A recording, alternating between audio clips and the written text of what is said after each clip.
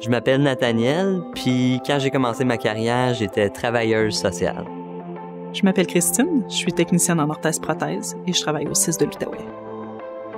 Je m'appelle Pascal, je suis travailleur social pour le CIS de la Naudière. Je m'appelle Lucie, je suis maman de 3 adorables ados et je suis organisatrice communautaire en Montérégie-Est. Je ressens pas vraiment le besoin de me catégoriser. Je trouve que ça rassure beaucoup les gens de nous mettre dans des cases, mais je me décris comme étant pansexuelle.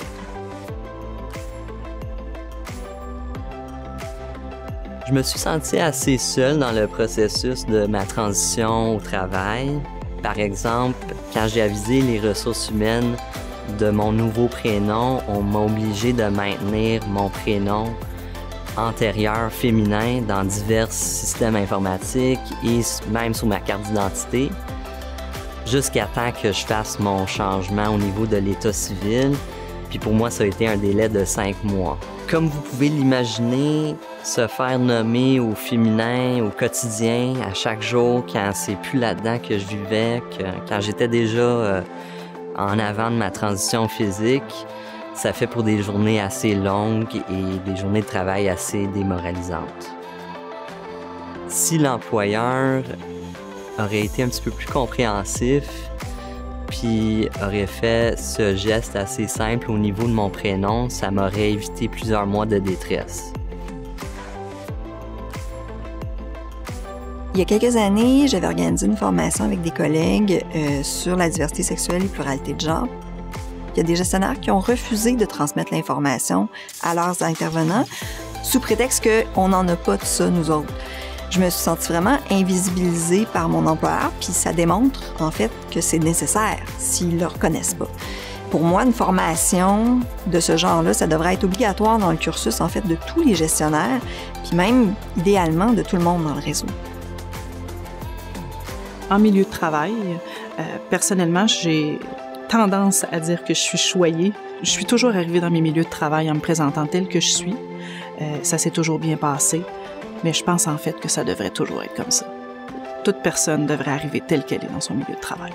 C'est sûr que ma personnalité est ayée pour quelque chose. Je suis pas quelqu'un qui s'offense facilement. J'ai toujours pris le temps de répondre aux questions autour de moi, qu'elles soient par des personnes curieuses, qu'elles soient dites de façon maladroite ou même des fois malveillantes. C'est la seule façon que j'ai trouvée pour faire de l'éducation autour de moi. Puis après tout, là, la diversité, une personne hétérosexuelle est aussi différente pour moi que je suis pour elle.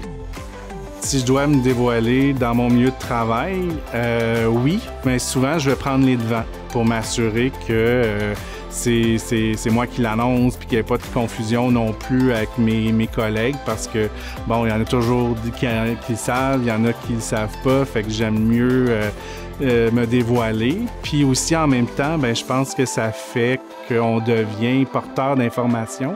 Je trouve ça important de véhiculer une image positive et saine de c'est quoi être gay.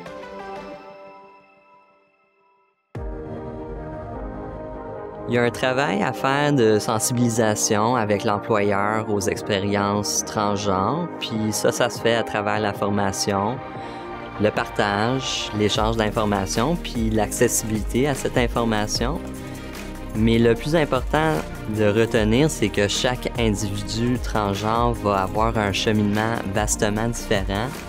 Puis c'est juste de rester à l'écoute et aussi de ne pas avoir peur de poser la question directement à la personne « Comment est-ce que je peux te soutenir? » Il faut se rappeler que notre employeur, c'est le ministère de la Santé et des Services sociaux.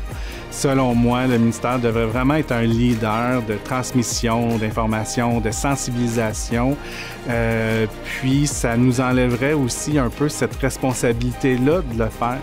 Puis, au quotidien, ça vient lourd d'avoir cette tâche-là. Puis même que j'ai des collègues qui, eux, vivent de la détresse par rapport à ça. Mon souhait pour les milieux de travail, c'est vraiment de tendre vers une plus grande inclusion. D'abord entre collègues, mais aussi pour la clientèle. On est des intervenants, des professionnels, techniciens, techniciennes. Et puis, on a un lien de confiance à développer avec nos clients qui peuvent vivre au sein d'une communauté de diversité sexuelle ou de pluralité de genre. Et on a tous avantage à développer cette ouverture-là parce que l'attitude, elle change tout.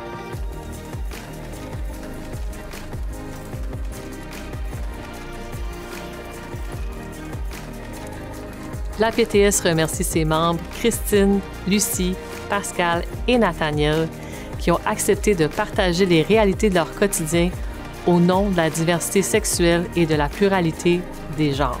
Cette vidéo se veut un outil d'information et d'éducation à l'intention de l'ensemble de ses membres. La PTS ne tolérera pas les comportements et commentaires discriminatoires envers qui que ce soit, et dans ce cas particulier, envers les membres qui vivent une réalité différente.